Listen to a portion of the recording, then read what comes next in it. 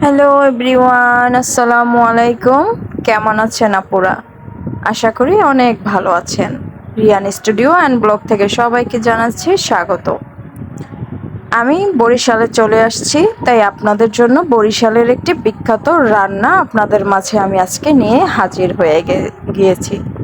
তো আপুরা, বরিশালের সেই বিখ্যাত খাবারটি হচ্ছে আমাদের অঞ্চলে বলে বিস্কি। এটা মূলত একটি বরিশালের বিখ্যাত খাবার। তো চলুন বানিয়ে ফেলি। বিস্কি বানানোর জন্য এখানে আমি আউশ চাল নিয়ে নিয়েছি। এটা একমাত্র গ্রামের মানুষই চিনবে, শহরে যারা থাকেন তারা নাও চিনতে পারেন। এটা একটু লবণ এবং অল্প একটু পানি দিয়ে আমি ভালোভাবে ভেজে নিয়েছি। ভাজাটা কিন্তু মোটামুটি মিডিয়াম আঁচে ভাজতে হবে, না হয় পুড়ে গেলে খেতে ভালো লাগবে না এবং স্বাদটা একদম নষ্ট হয়ে যাবে। দেখুন, এইভাবে করে কড়াইয়ে ভালোভাবে ভেজে নিয়েছি। ভেজে কিন্তু এটা 2-3 ঘন্টা ভিজিয়ে নিতে হবে, যাতে এটা নরম হয়ে যায়। দেখুন, ভিজিয়ে আমরা ধুয়ে নিয়েছি চালটা। এখন রান্নার জন্য নিয়ে নিলাম গুড়, নিয়ে নিয়েছি নারিকেল, চিকন চিকন করে কিউব কিউব সাইজের করে কেটে নিয়েছি। নারিকেলটা খোসা দিয়ে উঠিয়ে শুকনা নারিকেল, তারপরে এটাকে পিস পিস করে কেটে নিয়েছি। তো এখানে আরও লাগতেছে নারিকেল কোরানো, ভিডিওতে দেখাতে মনে নেই, দেখাবো পরে।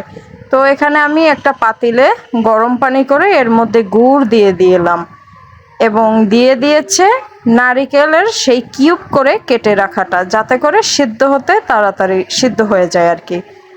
তো গুড় দিয়ে দিল আম্মু। এটা কিন্তু রান্না করতেছে আমার আম্মু এবং রান্নাটা হচ্ছে মাটির চুলায়। তো যাই হোক, এই দুটো উপাদান ভালোভাবে দিয়ে নেড়ে চেড়ে নিচ্ছে আম্মু।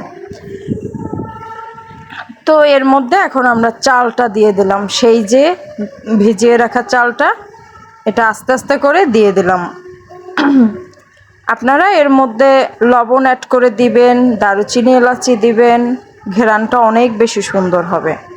ওকে, ভালোভাবে দিয়ে দিচ্ছে আম্মু চালগুলো। আর একটা জিনিস, এই চালটা আপনারা কিন্তু 2 ঘন্টা সর্বনিম্ন ভিজিয়ে রাখবেন, না হয় কিন্তু চালটা সিদ্ধ হবে না ভালোভাবে। তো আম্মু দিয়ে দিচ্ছে সবগুলো। আসলে কি আম্মু রান্না করতেছে আমার যে এত ভালো লাগতেছে, মায়ের হাতে কতদিন পরে যে একটা স্পেশাল জিনিস খাচ্ছি। তো যাই হোক, ভালোভাবে এটাকে এখন আমরা রান্না করে নেব। হ্যাঁ, মিশিয়ে নিলাম গুড়, নারিকেল, চাল, একটা ঘেরানি অন্যরকম হচ্ছে। তো যাই হোক, এই পর্যায়ে আমি এখন দিয়ে দেব সেই কোরানো নারিকেল। হ্যাঁ, এটা কিন্তু কোরানো নারিকেলও দিতে হবে এবং কিউব করে কাটা নারিকেলটাও দিতে হবে। তো কোরানো নারিকেলটা এখন আমরা দিয়ে আবারও ভালোভাবে মিশিয়ে নিচ্ছি। স্বাদটা আরও বেশি সুন্দর হয়। যত বেশি নারিকেল অ্যাড করবেন আপনারা, ততই এটা খেতে অনেক বেশি সুস্বাদু হয়। তো এই পর্যায়ে আমরা ঢাকনা দিয়ে রান্না করে নেব যতক্ষণ না পানিটা টেনে না যায়। দেখুন, মাটির চুলায় রান্না, ওয়াও, কতটা মানে মজা হতে পারে সেটা আশা করি বুঝে গেছেন। রান্না কিন্তু কমপ্লিট। ভিডিওর মাঝে রাতের ভিডিও তো আমার দেখাতে মনে নেই, একটু লবণ অ্যাড করে দিয়েছি, দারচিনি এলাচি দিয়ে দিয়েছি ওর মধ্যে। তো যাই হোক, বিস্কিটটা কিন্তু রেডি। কে কে খাবেন চলে আসুন। অবশ্য খাওয়া অনেক আগেই কিন্তু কমপ্লিট হয়ে গিয়েছে।